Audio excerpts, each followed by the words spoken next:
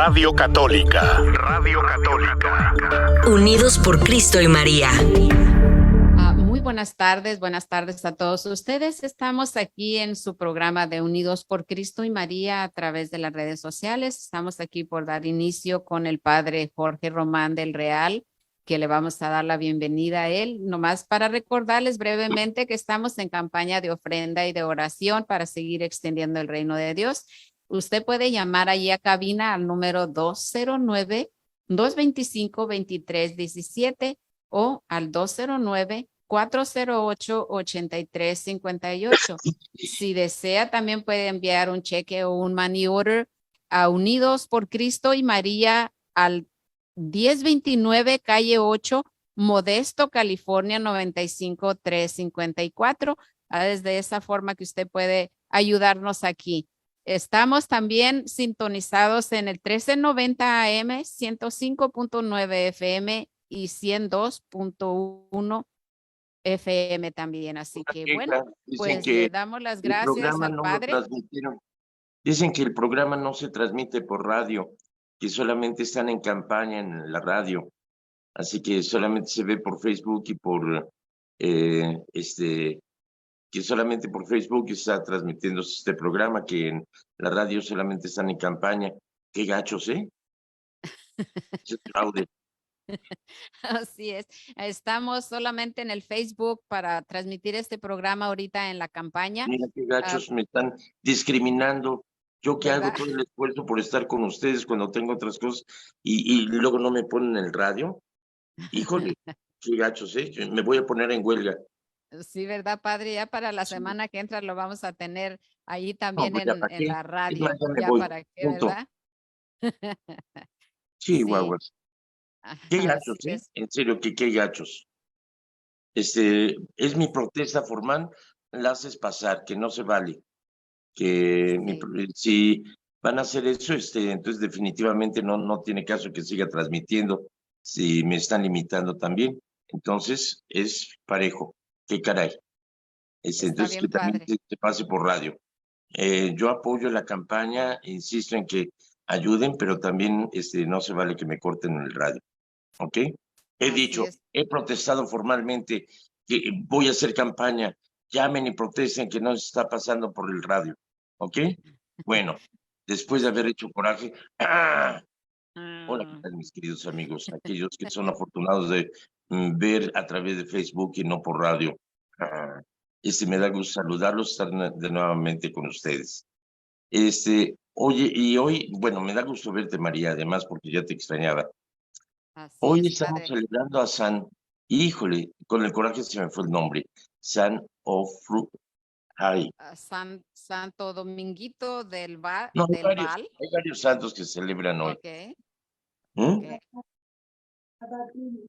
No, no me acuerdo cómo se llamaba. Se me fue el nombre ahorita. Es uno de los santos irlandeses, y ya, se me fue el nombre ahorita. Con el coraje que hice, se me fue el nombre. Pero se celebran varios santos, entre ellos San Bernabé. También tienes ahí la lista de santos. ¿Qué otros santos celebramos hoy, María? Estamos celebrando, aquí dice que Santo Dominguito de Val, acólito, dice, mártir, en el año 1250. Ajá. Así bueno. es. Sí, es octubre 27, sí, ese es el santo que se está celebrando en este día que me da aquí. Bueno, hay varios santos que se celebran el día de hoy. Y hasta se me olvidó el evangelio, fíjate, con el coraje que pasé. Bueno, El evangelio es tomado de San Lucas, padre, donde le dice a la gente que son buenos para conocer los signos de los tiempos. Sí, se ve que se le levanta una nube en el poniente y dicen, va a haber chaparrón, y viene chaparrón Bonaparte. No digo, viene chaparrón y sí hace que hay lluvia. Y luego si ven que viene, que sopla un viento del sur, dice, va a hacer calor, y dice, canijos. Bueno, dijo hipócritas, pero como diciendo, qué hijos. Saben interpretar los signos de la tierra y del viento, pero no saben interpretar las cosas de hoy en día. Dice, ¿y qué más sigue diciendo? Dice aquí el Evangelio, dice, cuando ustedes ven que una nube se va levantando por el poniente, enseguida dicen que va a llover y en efecto llueve. Cuando el viento sopla del sur, dicen que hará Va a ser calor. calor. Y así sucede, dice hipócritas. Si saben interpretar el aspecto que tiene el cielo y la tierra, ¿por qué no interpretan entonces los signos del tiempo presente? ¿Por qué pues no juzgan por ustedes mismos lo que les conviene hacer ahora? Cuando vayas con tu adversario a presentarte ante la autoridad, haz todo lo posible por llegar a un acuerdo con él en el camino para que no te lleve ante el juez. El juez te entregará a la policía y la policía te mete en la cárcel. Yo te aseguro que no saldrás de ahí hasta que pagues el último centavo. O sea que es justo dar mordidas. ¿No nos podríamos arreglar con una corta feria? No, lo importante es esto, que no tengamos deudas con nadie, que tratemos ciertamente de hacer las paces de una buena manera. No hay guerra de dos no queriendo uno, Así es. pero desgraciadamente hoy la guerra es un negocio tremendo.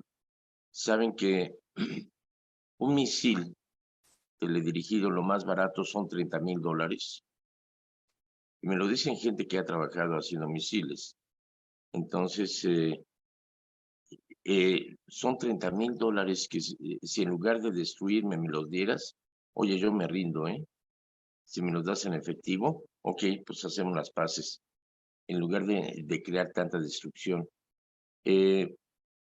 Muchas veces se pone el poder de la fuerza para dominar, para vengarse, para destruir, en lugar de buscar el medio para poder buscar la paz. El mío Cid, Rodrigo Díaz de Vivar, un personaje fantástico de España cuando la guerra con los moros, él ganó una batalla con pan. Fíjate, las ciudades estaban amuralladas.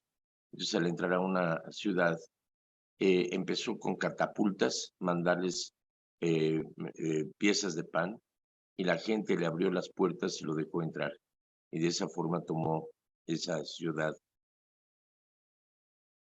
Yo creo que si en lugar, y está demostrado, que lo que gasta el mundo un día en armamento, bastaría para satisfacer el hambre de millones de personas durante todo un año, para erradicar el hambre en el mundo. Entonces, cuando fui a las Naciones Unidas por primera vez, allá por 1969, no es cierto, 1972, había un póster que me impresionó que decía, ojalá llegue un día en que las escuelas tengan todo lo que necesiten y el ejército tenga que tener una venta de pasteles para poder comprar un arma. Y es la realidad, es decir, muchas de las situaciones de miseria, de pobreza, de vandalismo, de drogas, es por la falta de educación. De la mejor forma de acabar con la pobreza, con la violencia, es una muy buena educación. Ojalá que realmente la educación sea el acceso de todos y que se tenga una educación no ideológica como pretende hacer el gobierno de México con los libros de texto, con tantos errores y con tantas mañas, y que se dé una educación general, verdadera, científica, y para poder buscar el crecimiento humano. Realmente, eso es algo muy importante. Y yo estoy de acuerdo con que la educación debe de ser laica, es decir, sin ninguna inclinación a ninguna ideología, a ninguna religión, porque la religión debe de ser enseñada por la familia y por la iglesia, cualquiera que esa sea la religión, pero no se puede hacer un proselitismo. La educación tiene que ser laica, tampoco se puede dar ideologías que convienen al Estado o al gobierno o a la tiranía. Entonces tiene que ser una educación en la cual todos tengan una participación y tengan acceso a la verdadera ciencia y sobre todo el sentido de educación. La escuela informa, la familia educa. Entonces la familia tiene que estar encargada de dar los valores morales y educativos. Y además de no perder las bases culturales y morales de la familia. Y no permitan que sus hijos hablen inglés en su casa, porque es una maña de ellos y es una forma de, mis papás no entienden inglés, pues ahora voy a hablar inglés para que no se metan conmigo. Es una forma muy mañosa. Y por otra parte, los papás tienen la responsabilidad de aprender a hablar el idioma en el país en que vivimos. El inglés, ¿sabías que el idioma oficial de California, de Oregon, de Nuevo México, de Las Vegas, de Arizona, de Texas, es el español? De acuerdo al Tratado de Guadalupe, se estipuló que el idioma debía de ser el español. En esos territorios que se apropió Estados Unidos, es el idioma oficial, el español. Sin embargo, el idioma que se habla en ese país es el inglés. Es lo mismo que insisto con todos los filipinos que hablen tagalo, con los vietnamitas que hablen su idioma, que los coreanos, los japoneses, los chinos mantengan el idioma en su casa, pero como nosotros no hablamos ni chino, ni coreano, ni tagalo, la forma de comunicarnos entre todos es el inglés. Así que el no aprender inglés sería negarnos a comunicarnos con las diferentes etnias de este país. El idioma común que tenemos es el inglés. Por lo tanto, debemos de aprender bien el idioma, pero no perder las raíces culturales. Y que en casa los hijos hablen español.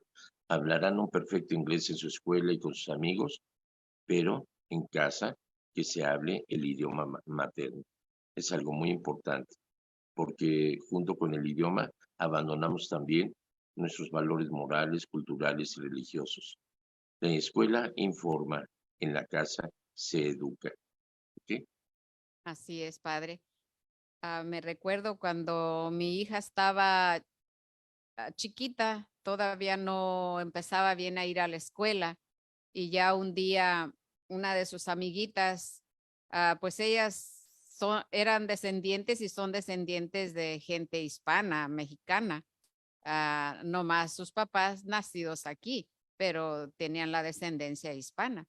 Entonces, las niñas no querían hablar en español y decían que odiaban el español.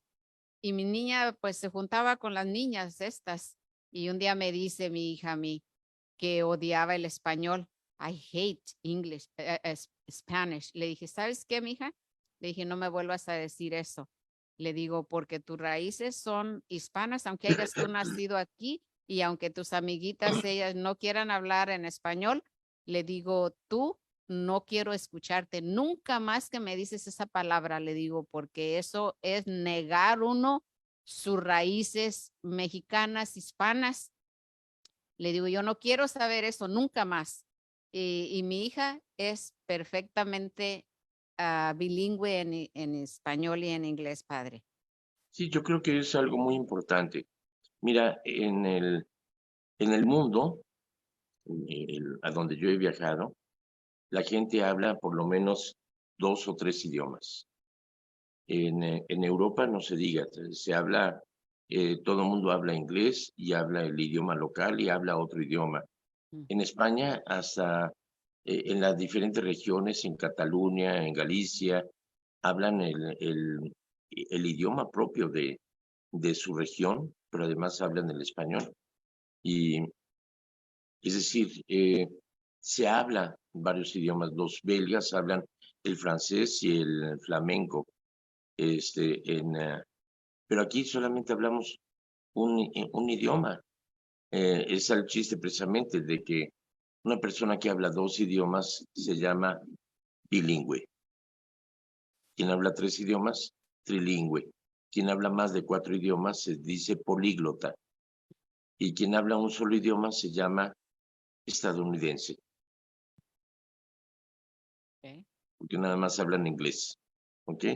Sí. Pero es muy importante cuando tú aprendes otro idioma, vives en dos mundos, se abre el mundo para ti. Entonces es muy importante que hablemos nuestro idioma, pero también aprendamos otro idioma, que es el oficial aquí en Estados Unidos, el inglés, y eso nos abre las puertas en el mundo, pero tratemos de hablar en el idioma de cada país a donde vamos. Así es. Pues, padre, me da mucho gusto verlo. Ya teníamos casi un mes que no lo veíamos y sinceramente que lo extrañábamos. Me da mucha alegría verlo este día y que pues sigamos viéndolo cada día. Me da mucho gusto de estar con ustedes nuevamente. ¿Y Gracias, vino tu padre. media naranja? Sí, padre, nomás que él está allá en la cabina de... Bueno, para que nos cuente un chiste, ¿ok? Bueno, cuéntame, ¿qué novedades hay? Mire, me llamó alguien y me dice que ya hace años que no va con los que leen las cartas. Y alguien le dijo Ya aprendió a que leer y ahora lee sus propias cartas cuando llegue el correo. Ay, me sí, llegó yo una creo que carta, la sí. voy a leer, ya puedo leerla. No, antes iba con alguien, oye, ¿me haces favor de leerme esta carta? Porque no sé leer. Sí, Bueno, entonces iba con alguien que le leía sus cartas y luego, sí, para que le dijeran su suerte y todo esto, ¿no? Entonces le dijeron a ella que le habían dado de tomar algo que para hacerle un mal. Y ella rebajó muchísimo de peso a partir de eso, que ella que quedó me diga como, dónde para que también empiece a bajar de peso, porque con tal de que no bajes de dólares está bien. pues yo creo que de las dos cosas ha de haber bajado, padre, porque usted sabe que cuando las personas van a esos asuntos, lo primero que les bajan ahí, pues es la cartera, ¿no? Lo que llevan en la cartera para poderles decir una mentira. Pero en fin, a eso contenta a muchas personas. Entonces, esta persona dice que ella ya no ha ido y que le gustaría que usted le explique, ah, pues, si eso es pecado o qué tiene ella que hacer. Mira, me recuerda a un programa en el que participaba en Cara a Cara con María Laria hace muchos años, ¿te acuerdas ese programa? Entonces yo era un constante invitado ahí. Ujú. Invitaron a un curandero que se llamaba Mano Santa. Entonces yo no hablé en todo el programa, pero él estuvo haciendo adivinaciones y curaciones y demás. Entonces, cuando María Laria me pregunta que qué opinaba, dije, bueno, antes que nada quiero decir que el señor Mano Santa es un hombre muy inteligente, que ha sabido conocer la sensibilidad de la gente, la percibe, y usa eso para poder engañarla y abusar de ellos. Primero, Mano Santa es así, oh, qué bueno, me reconoce que soy inteligente y todo. Sí, para poder abusar y engañarlos. Y eso realmente es inmoral. Y en el comercial se enoja ahí conmigo y que dice, mira que yo soy Mano Santa, yo sé que tú quién eres. Digo, mira tu Mano Santa, sácate a volar, ¿no? Pero realmente ese tipo de gente conoce y sabe cómo engañar. Mira, hay algo que se llama ojo clínico, que ya cuando uno viene, después de haber tratado tanta gente, cuando alguien viene con un problema, tú sabes de qué pie cojea. Cuando te empieza a decir, es que conocí a una persona, hombre o mujer. Cuando dice persona, que se siente culpable porque hay una relación ilícita, y quiere ocultar la identidad al decir persona. Ok, es hombre o mujer. Digo, porque hoy ya no se sabe, ¿no? Pero empiezas a captar y por la forma de hablar la gente se está revelando de qué pie cojea. Y por ahí puedes empezar a buscar. Eso sería inmoral realmente el utilizarlo para beneficio propio o para engañar a la gente. Entonces, al estar hablando te está revelando y es muy fácil decir, mira, en las cartas te revela esto y lo demás. Y la gente paga para escuchar lo que quiere oír, y el que lee las cartas sabe por dónde manejar y manipular a la gente. Y sí, ciertamente es inmoral, pero además es pecado. Desde el Antiguo Testamento se menciona que no hay entre ustedes adivinadores ni quienes hacen la lectura de los huesos y que adivinan el futuro ni invocan a los muertos, porque son abominables para mí, dice Dios. Entonces, ¿cuál es la pretensión del chamán, el brujo o el hechicero? ¿Querer dominar las fuerzas de la naturaleza o querer dominar a Dios para su propio beneficio? Es decir, es una actitud de quererse sentir dominador de Dios, y Dios no quiere ser dominado. Es el querer dominar la naturaleza y las fuerzas, y es pretender ser superior y que las fuerzas se someten a su voluntad. Y eso es un pecado muy grave. Y está estipulado también ahí en el Catecismo de la Iglesia Católica. Hay un artículo que habla acerca de lo que es las adivinaciones, la quiromancia, las supersticiones, el horóscopo y demás. Yo leo el horóscopo y me ataco de risa porque no pega en nada conmigo, en absoluto, ¿no? Pero hay gente que lee el horóscopo y se lo toma muy en serio, cuando que en realidad son...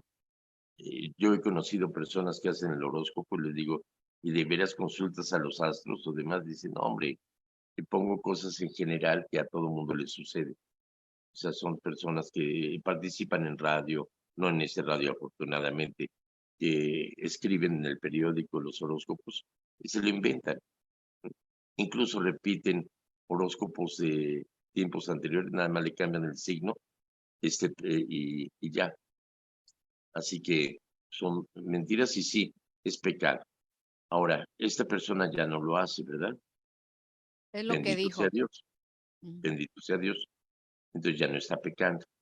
Ahora, en cuestión de poderes que te causan daño, solamente que seas una persona muy sensible y que seas muy sugestionable en ese sentido. Entonces, te empiezas a sugestionar y creas en ti una situación que tú mismo te has fabricado, te has sugestionado.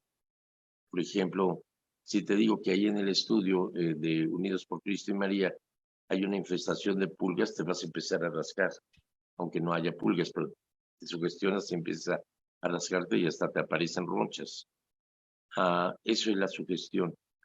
Y entonces una persona que es no muy, que no tiene un criterio, que no tiene una formación firme o que no está capacitada para racionar a ese respecto, en primer lugar, es una persona débil en carácter y por eso recurre a curanderos y a hechiceros. Entonces es muy fácil sugestionarse y creerse lo que le están platicando. A menos de que sea untado, bebido o olido, puede ser causante de daño. Ya sabes que la medicina surge precisamente de los medios naturales, de las hierbas, etcétera, y tienen efectos físicos. El pasiflorina, da sueño, etcétera. Todo tiene sus efectos. Entonces, de la misma forma, los hechiceros o los hierberos saben con qué causar, buscar la salud de alguna persona o cómo pueden dañarle. Entonces, sí, mientras sea tomado, bebido o untado, eso sí puede ser riesgoso. Yo le sugeriría a esta persona que ha perdido peso, pues que me pase la receta o que me diga dónde, pero más que nada, yo creo que debería de consultar a un nutriólogo para ver qué es lo que está pasando con su sistema. ¿Ok? Bien.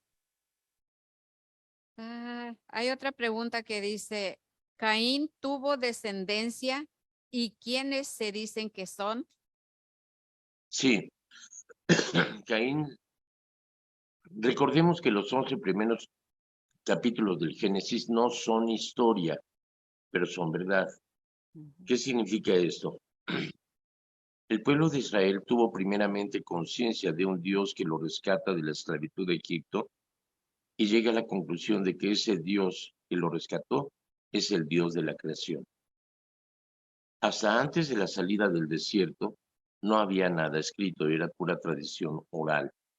Se conocía de Abraham, de Isaac, de Jacob, pero se empieza a narrar y a poner por escrito el Pentateuco, los 5 primeros libros de la Biblia, que son Génesis, Éxodo, Levítico, Números y ahí se me fue el otro. Bueno,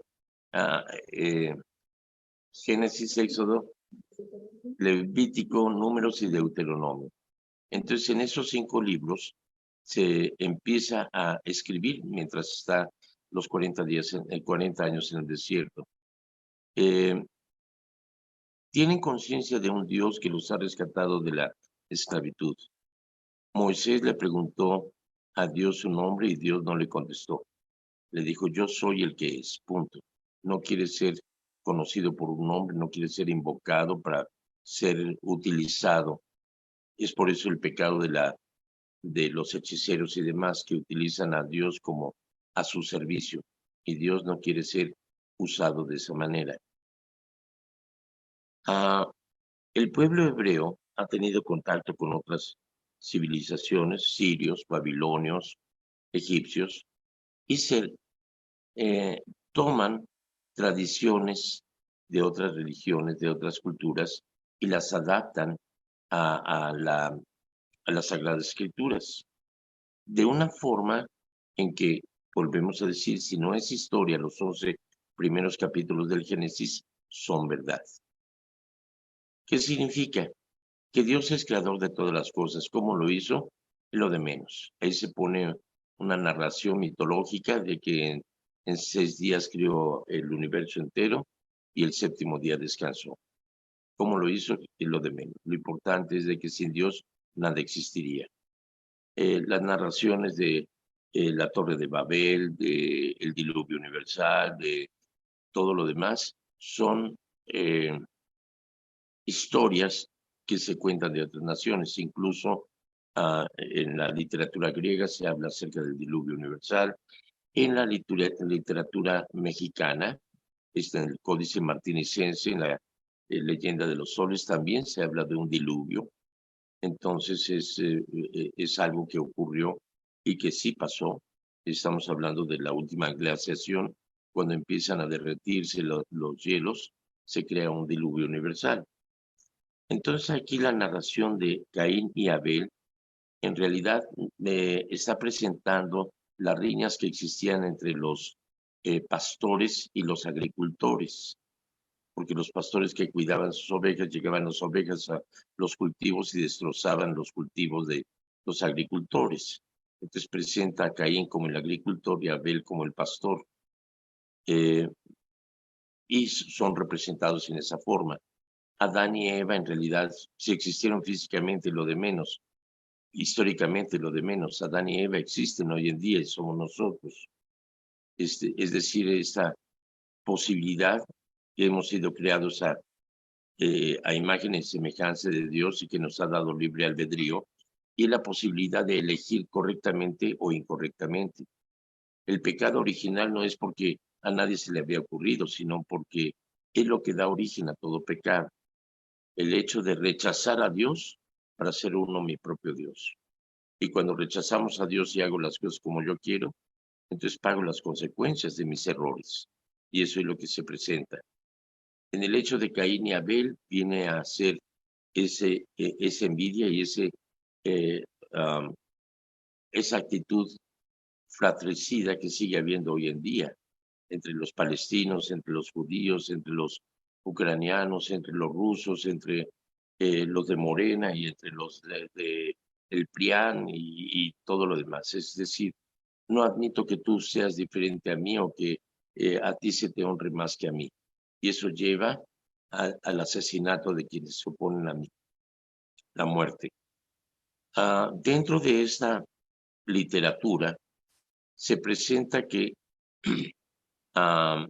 Dios cuestiona a Caín, Caín, ¿dónde está tu hermano? ¿Acaso soy yo el guardián de mi hermano? Dice Dios, la tierra clama la sangre inocente. Caín, ¿qué has hecho con tu hermano? Por haber hecho esto, irás errante por el mundo. Y entonces dice, pero cualquiera que me vea, fíjate, son solamente Adán, Eva, Caín y Abel. Dice, cualquiera que me vea me puede matar. No, te pondré una señal y quien te vea te respetará. Luego salió de ahí Caín y se dirigió a la ciudad de Enoc, donde conoció a su mujer y tuvo descendencia. ¿Ok? Entonces, ¿de dónde sale esa ciudad? Si eran 4 nada más y ahora ya eran 3. ¿De dónde sale esta mujer? Es decir, estamos hablando de una literatura no histórica, pero verdadera. O sea, Caín representa al que sigue matando a su hermano Abel hoy en día. Es decir, lo explota, abusa de él con su poder, abusa con su machismo o abusa con su calidad de que soy mujer, la ley me protege y humilla al marido. O sea, ese es Caín. Sigue existiendo Caín en el explotador de sus trabajadores, sigue existiendo ese Caín que sigue oprimiendo a su hermano Abel, y que le saca provecho. Pues es una forma de hablar, pero estamos hablando de una forma de literatura. Adán y Eva tuvieron más hijos y entonces se conocen en el futuro como los hijos de Dios y los hijos de los hombres, los descendientes de Caín. ¿Ok? Muchas gracias, padre. Después de tanto rollo, espero haber contestado la pregunta que me hicieron. Yo creo que sí, padre, quedó muy bien explicada. Y de esta forma, pues como que la entendemos un poquito más ahorita en los tiempos en que estamos viviendo. Esa respuesta para mí es fabulosa, padre, porque así la entendemos. ¿Podría hablarnos de Israel y Gaza? ¿Por qué pelean?